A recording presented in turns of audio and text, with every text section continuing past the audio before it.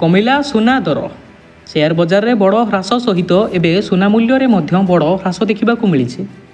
गत 3 दिन मध्य सुना प्रति 10 ग्राम प्राय 1600 टंका सस्ता हो। घरोई बजार में सुना मूल्य 537 टंका ह्रास पाई प्रति 10 ग्राम 85,056 टंकार पहुंची। जातीय राजधानी रे सुना बजार में सुना मूल्य 500 टंका ह्रास पाई 2 सप्ताह सर्वनिम्न स्तर 87,700 टंका प्रति 10 ग्राम को पहुंची। ऑल इंडिया बुलान एसोसिएशन यही सूचना दी।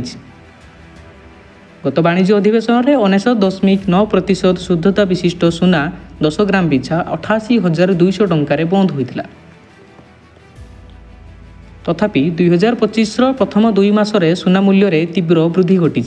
चलित वर्ष एपर्यंत सुना मूल्य 8,310 टंका किंवा 10.5% वृद्धि पाई प्रति 10 ग्राम 87,700 टंकार पहुंची, जहाँ जनवरी 1 तारिख में प्रति 10 ग्राम 79,390 टंका थिला।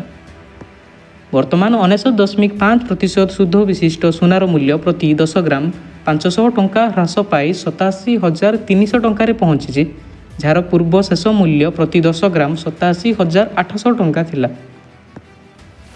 सुना व्यतीत रूपार मध्य ह्रास परिलक्षित होउछि।